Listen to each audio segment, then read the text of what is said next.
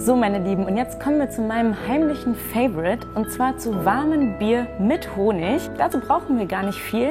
Ich nehme einmal natürlich ein Kölsch und dazu einen beliebigen Honig, und das machen wir muckelig warm in der Mikrowelle, damit wir uns auch danach so richtig entspannt fühlen. Ich fülle jetzt einfach etwas Bier in unsere Tasse rein. Kann auch ruhig ein bisschen mehr sein. Ich meine, wir wollen ja auch gut schlafen.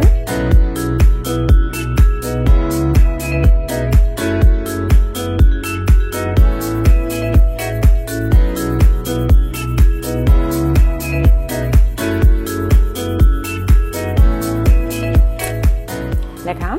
Das Bier und der Honig sind jetzt hier in der Tasse. Ich habe sogar ein süßes Herz für Nina da reingezeichnet. Ich hoffe, sie weiß das zu schätzen. Und jetzt gehen wir mal zur Mikrowelle und machen das Ganze mal warm.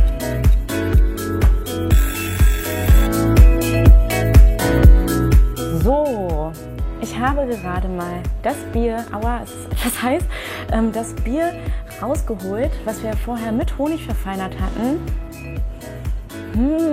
Das riecht wieder richtig lecker. Es tut mir total leid für Nina, dass sie das jetzt gleich trinken muss, aber mir geht es nun mal gut. Ich verzichte darauf. Es riecht aber total lecker und ich gönne wirklich Nina jeden Schluck davon. Und wenn es ihr danach nicht besser geht, dann weiß ich auch nicht weiter. Ich würde sagen, zum Wohl.